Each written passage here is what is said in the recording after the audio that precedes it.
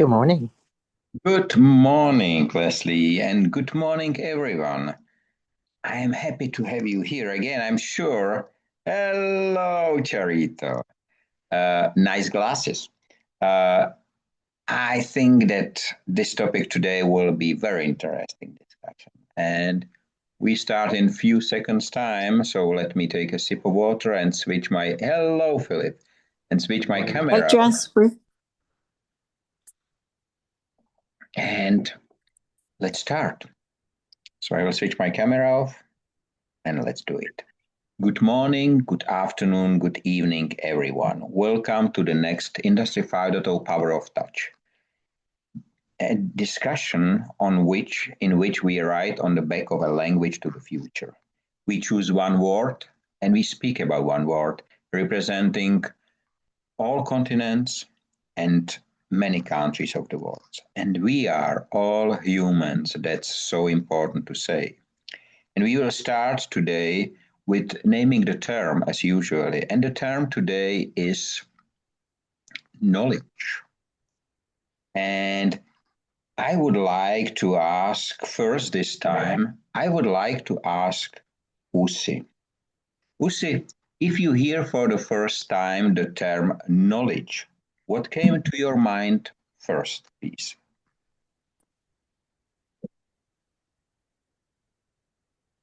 Thank you, Michael. Just a moment. Yes, we can hear you. Okay. Just a moment. I just so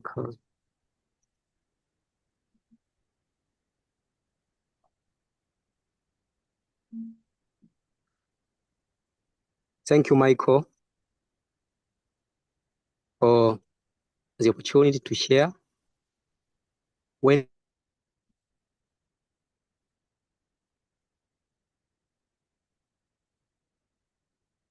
Usi, it's I hear the term knowledge, okay. a bridge that connect. Do you hear me? Yeah, it's broken. It's broken. We hear just part of the sentences.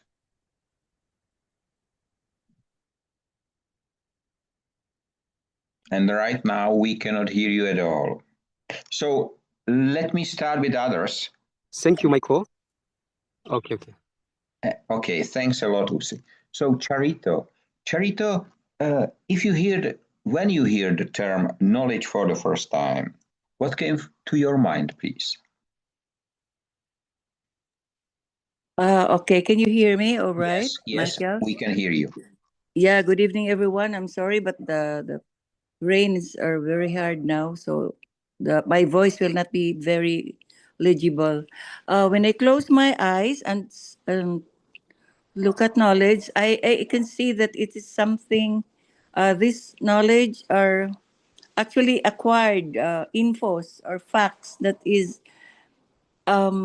information or skills that is embedded in my brain or in my mind, which I cannot use anytime it is needed. And these are things that I acquired through education, through knowledge, which I acquired and gained through experience. I would say that knowledge is gained through education, either theories or by practical. Oh, back to you. Thank you very much, Leslie. You are the next one. So if you close your eyes and you hear the term knowledge, what came to your mind, please? Good morning, Michael, and everyone. Actually, thought about this just a little bit. So, knowledge in itself has no value. If you'll consider, knowledge is in different media, which we as humans can read about, and it takes action to bring knowledge into reality. But even then, those who brag that they've read 40 or 50 books in a year, very enjoyable and entertaining, but rather useless. Because until what we're reading or absorbing is done repetitively in spaced intervals over time. It is not something we can recall as part of creative imagination. There are two kinds of imagination. It's not until we go deep into study of a particular subject that we begin to embed it as part of our experience and application. So that is synthetic imagination, which is what we use from the knowledge we've read repeatedly, practiced, and studied. Then, when we get an idea for something we've not done before, we can then refer to the knowledge that we have learned and practiced repetitively to help build the picture and build the path to execute this new thing. So ultimately, knowledge on its own is trapped, if you will, in the device that is available to us to begin to study it. So while reading many, many books is fun, it's rather useless when it comes to reusing this information, which is now knowledge, to move us further. Thank you, Michael. Thank you very much. We have Usi back, so Usi, let's try it the second time. So please, Thank you. Yes, we can hear you. Thank you for the opportunity to share. When I hear the term knowledge, the first image that comes to my mind is a living bridge, a bridge that connects information, understanding, and meaningful action. From a technical perspective, knowledge is often described in layers, data, raw facts that have no meaning by themselves, information, data that is organized and arranged to make sense. Knowledge, information that a person has understood deeply, connected to real life situations, and used with purpose through their own thinking and experience. But knowledge is not static. It is not a warehouse of facts stored in the brain. Knowledge is dynamic. It is alive. It grows when shared. It evolves when questioned, and it gains value when it used responsibly. In the presence of the power of human touch, knowledge transforms. It moves from being cold to being compassionate. It listens before it speaks. It adapts before it imposes. It serves rather than dominates. In this sense, knowledge is not just what we know, but how we know, why we apply it, and for whom we used it. In a world where systems are becoming increasingly intelligent, knowledge must remain human-centered because without human values, knowledge can be misused. But when gained by empathy, knowledge can help people, communities, or the world recover, grow, and feel better for units and for building a future that respects both people and the planet. So, to me, knowledge is not just something you own or keep in your head. It is a responsibility. It is not only what we carry in our minds, but what we activate through our hearts and hands.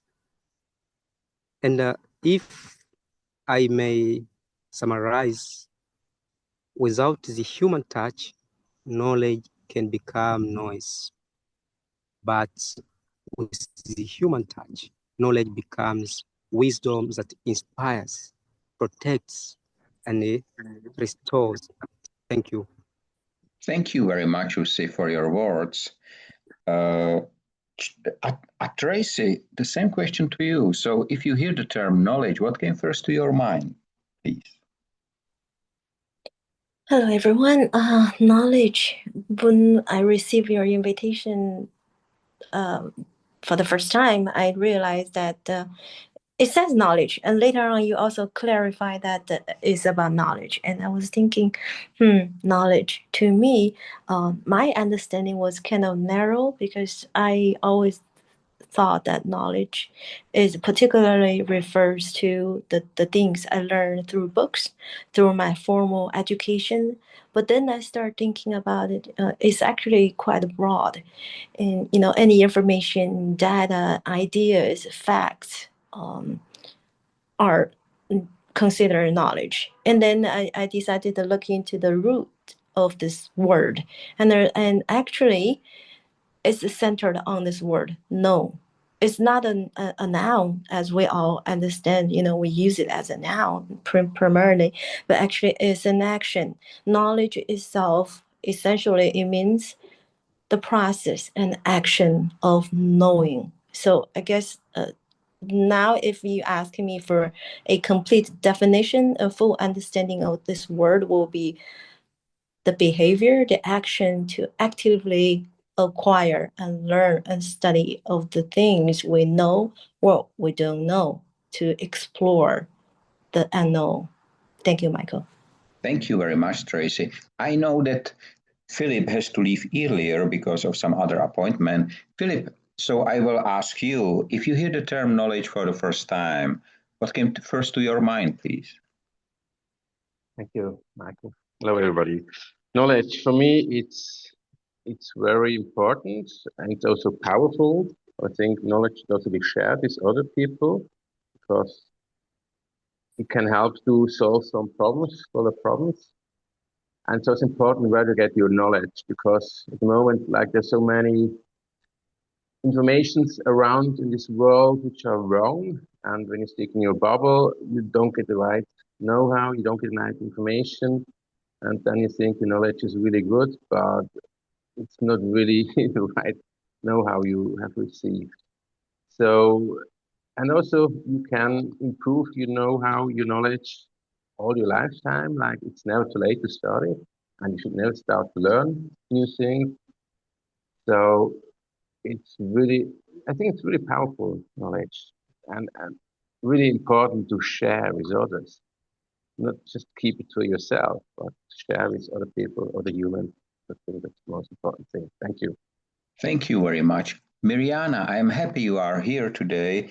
And the same question to you. So if you saw the term for the first time, what came to your mind, please? Good afternoon, Michael and others. For me, it is know-how. Doesn't matter how you acquired it, and it is also a process. So if you use already acquired knowledge about something, you develop it, and you are going. You go through different levels. So you develop, and then you connect it with some other domain, and for me, the end is wisdom and proper usage of knowledge. Thank you. Thank you very much, Miriana. Shami, what about you? If the term came to your mind, what is first what you imagine? You have to unmute yours. Yes. Okay, thank you. Thank you, Michael. for setting the term in this discussion knowledge. I believe we can explore knowledge not just a information, but as a living asset. And experience, share in collaboration, and use for collective growth. I told you when you have give me an invitation, what is the knowledge? But a system, action and building a system breeze across people. I think it. Thank you, Michael.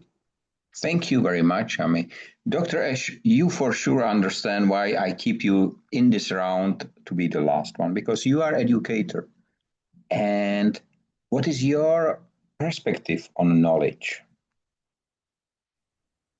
Thank you very much, Michael, and good morning, all. The word knowledge for me, frankly, undergoes a profound meaning since I actually transitioned from the military to the corporate world and then finally to academia, with each sphere having distinct characteristics and applications.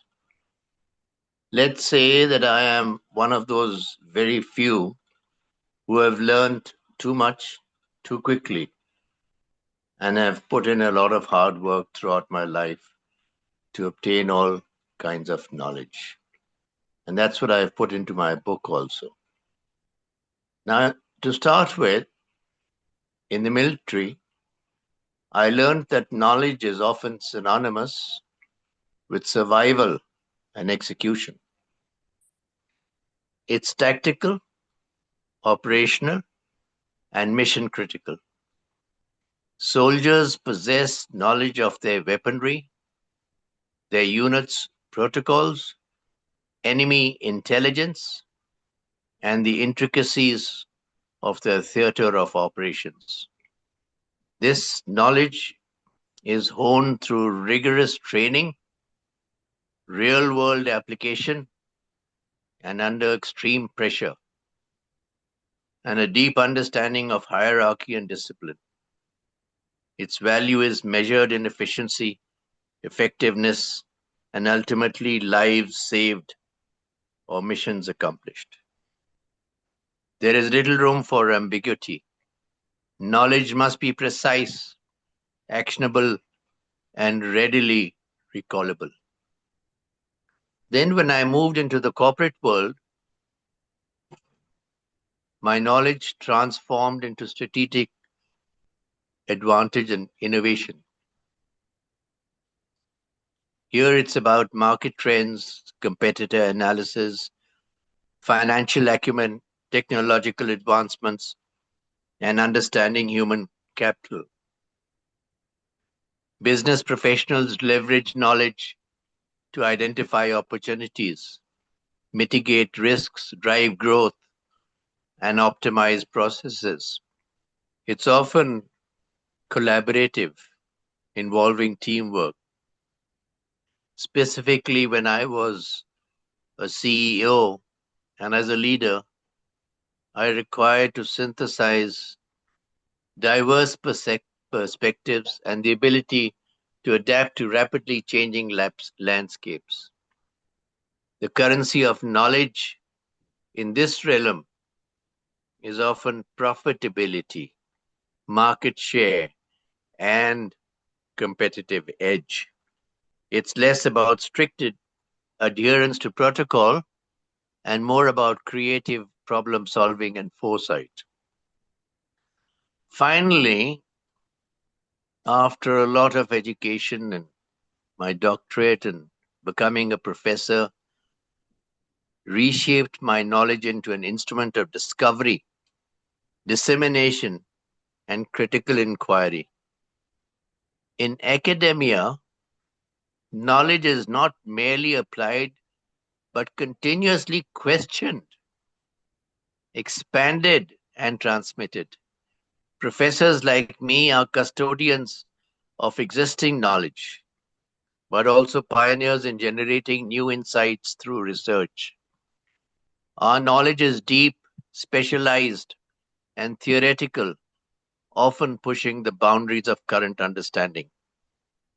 The value of knowledge in this context is measured by its intellectual rigor, its contribution to the broader scholarly community, and its ability to inspire and educate future generations. It's a transition from knowing how to do something to knowing why it is done, and ultimately to questioning what else can be done. This journey truly underscores the multifaceted nature of knowledge across vastly different professional domains, where today I have put all my knowledge gained into a struggle to bring about peace and well-being to all people of the world. Thank you so much, Michael, and everyone for listening to me. Thank you very much, Dr. Ash. You know, when I opened the word with my colleague in here and my friends, the first answer was love. Knowing, knowledge, how to love other person. She's a mother, so she loved first her children, husband, and so on. It was very interesting response. And coming back to all your responses, it was very interesting to see that instead of being knowledge a static thing, it is developing. And it's so different from what I was taught in school, because there I was told just to repeat sentence.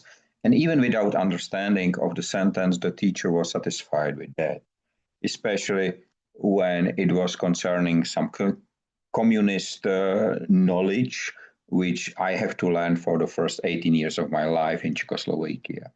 So, Charito, do you think that your understanding of knowledge is developing as well as the knowledge is developing? All the time. Am I clear, Michael? Yes, we can hear you. So you're asking me if my knowledge is developing? Yes, Yes, all the time. if you feel like it is not just the results, so the know-how, but even the process of knowledge, so the understanding of knowledge.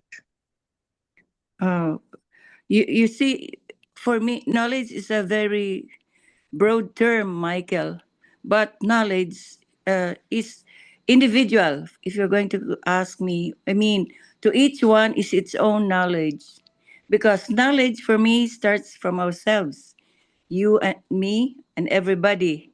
It starts from our knowing. It is the realization. It's an immediate consciousness of the world around us. When we started to learn something about ourselves and the people around us and the world's happening, that is knowledge. And we are continuously receiving that every day, whether we like it or not. Especially when, you see, for me, knowledge to be deeply embedded, which I think is my definition of my own knowledge, is that you have to have it, tested outside, but not everything, because there has to be some truth to it. If that's something you put it in actuality, you have it uh, not only in theory, if you learn it from school, sometimes you have to have it tested outside your faculty, your personality, and then if it's justified. Most of this knowledge, I put it in my brain, I stuck it there. We call it stuck knowledge. But there are those we shy away, we forget. So every day those things happen to me, because my knowledge about knowledge is my immediate consciousness of things around me, starting from me, and then around the world. My knowledge of my God, my belief. And started when I had my, when I learned, because when we were young, we acquired it. Like, why does a child know that when she passed through a street, did somebody tell him, stop first, look at your left, look at your right, look at the front, then go ahead, pass the or cross the street? It's innate knowledge. It's something common sense. So knowledge for me is common and applied senses. And these are senses which one, if you have it in your heart, in the realm of your understanding, because it's the realm of our immediate consciousness, then, and we have it tested by our outside, actuality or outside experience, and we have some of it justified and unjustified. It doesn't mean that because it's not justified, it's no longer knowledge. We know a lot of negative things. Knowledge can be negative and positive. But I am not the one negative. It's the knowledge that I put it inside. Because maybe at that precise moment I'm not using it, it's still negative for me. But I know that it's very important that in my everyday living, when I grow older, I'll be able to pick up something from that past reaction, from that past input, past knowledge. So when you ask me if I still believe knowledge, do I still learn? Yes, until I die. Of course, as long as the brain is working, as long as it connects with our heart, with everything in our body, knowledge will always be there. And for me, that's knowledge, continuous. It's like life itself. Back to you, Michael. Thank you very much for this really passionate answer. Leslie, in your answer, you mentioned knowledge itself is worthless.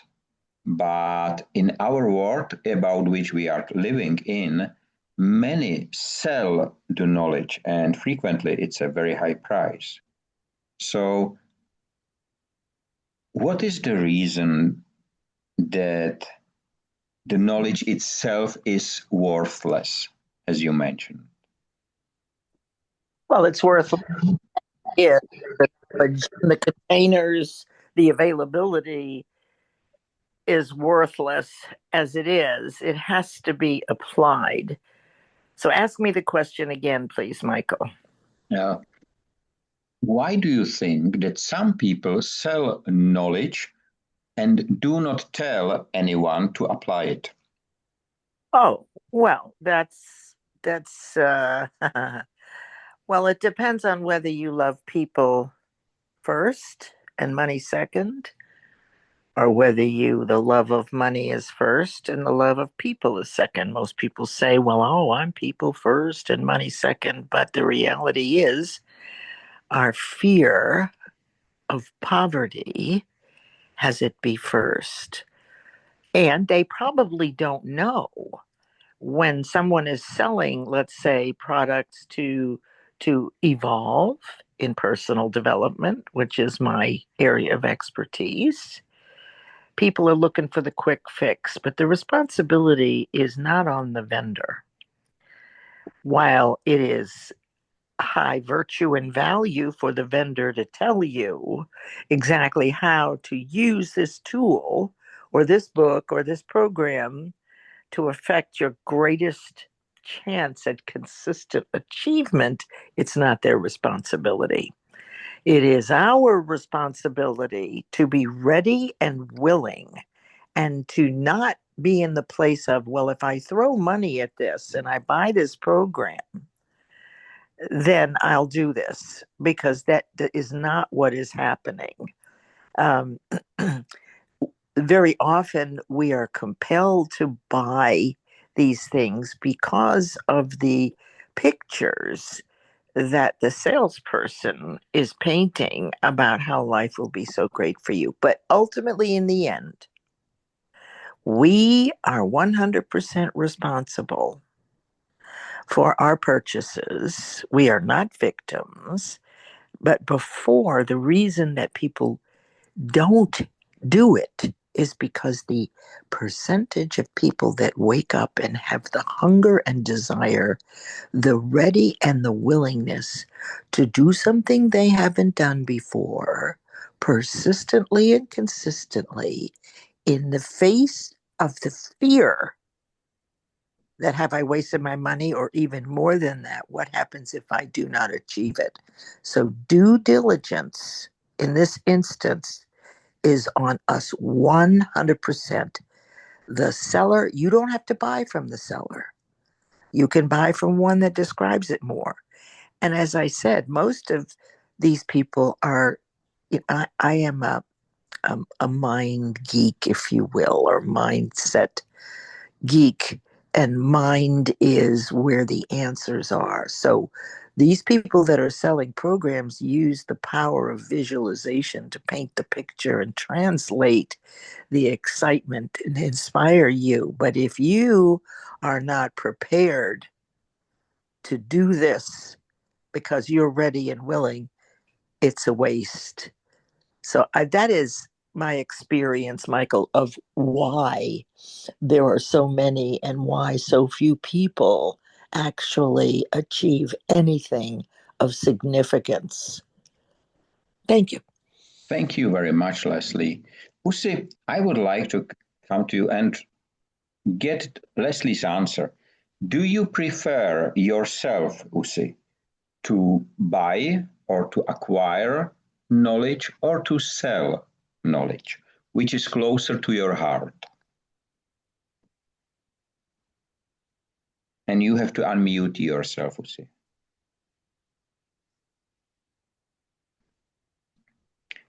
So repeat your question.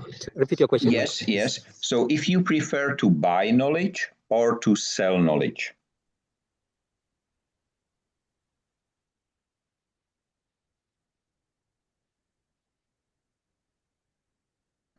Did you hear my question? No, not to fix. To sell my knowledge or to buy. So to buy knowledge. Yes. This is a difficult question.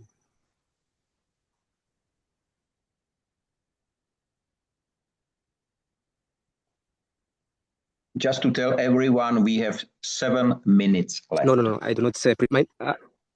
Okay, knowledge is not fixed; it's growing. It continues to evolve, guided by curiosity, experience, and need for others. Like Dr. Ash's beautiful expressed, he used his knowledge to bring a peace. I agree with Dr. Ash. My advice should not be used to create a wall, but to open the door of peace, understanding, and shared humanity. Thank you, Michael. Thank you very much. And I'm happy at the end joined us Margaret.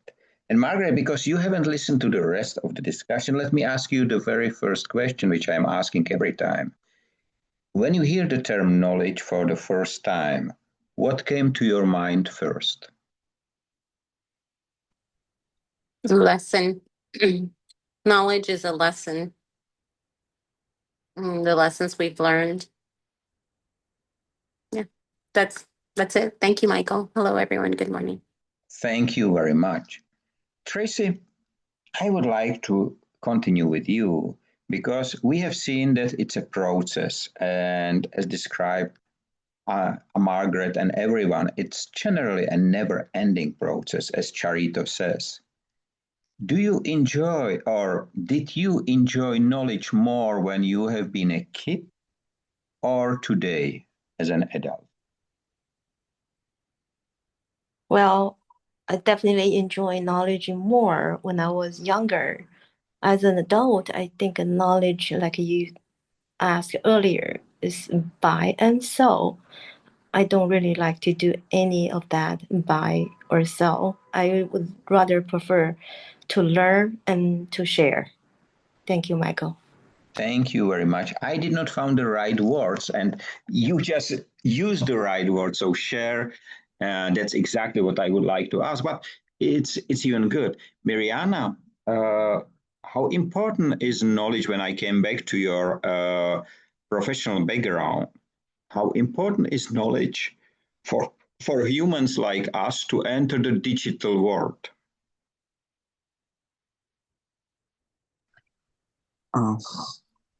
Could you repeat the question? Yes, how important for us as humans is knowledge to enter the digital world? It is very important to have understanding, at least, to to easy accept things because digital world is inevitable today. Thank you.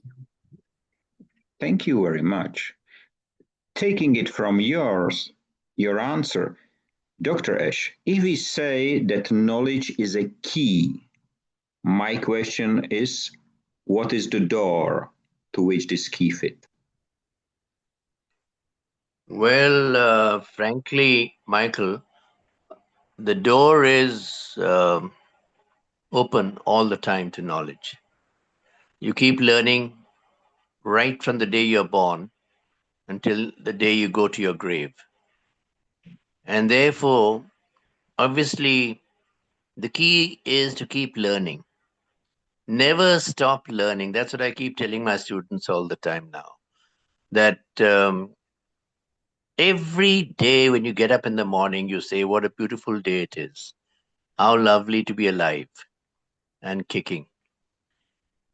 And that's where the learning starts every day, and it finishes every night, and it stays with you in your dreams. And that's the key, Michael. Thank you so much. Thank you very much.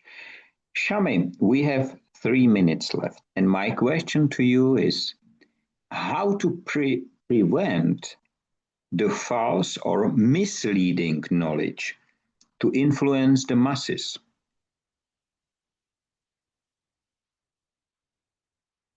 You have to unmute yourself, Shami.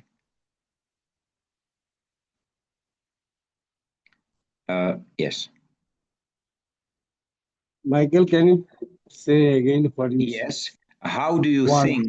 Yes. How do you think we can prevent the poisoned knowledge or the misleading knowledge to influence the masses? misleading knowledge after the examination? We have to find the gap. If execute and responsible to assign, the person is actually knowledgeable and not knowledgeable. We have now identify it when this is now the collaboration and execution. Thank you, Michael. Thank you very much. And we have 2 minutes left. And I would like to thank you because, originally, and you saw it in my first invitation, on my mind was the term education. But do you know what? We already have it in our talks, and we have it twice. So 2 words has been repeated twice. The first one was intelligence, and the second one was education. And I was looking for other term which is connected to education, and knowledge came to my mind. Just for you, for interesting, the term education, we translate in Czech language, we can translate or we can say it with 6 very different words. But in English as well, they are synonymous and so on. But it was very interesting discussion again, and I am sure we improve the knowledge, not of ourselves only, but of everyone who will be listened. And I'm sure we are one step closer again to the wasteless world. And I would like to thank you all for being here today, for sharing and riding on the back of language to the future. And I would like to wish you have a nice time, free of waste and wasting in all its forms. Stay safe, be free, be human, and please share all knowledge you have with others, because only so helping each others, we will increase the other knowledge in general and live in peace and in harmony. Thank you and see you next week again. Bye-bye. Thank you, Michael. Bye, everyone. Fully said, Michael. Thank you so much. Michael. Bye-bye. Thank you, Michael. Thank you. God Thank you, bless everyone. Bye. everyone. Bye-bye. Bye, Ducky.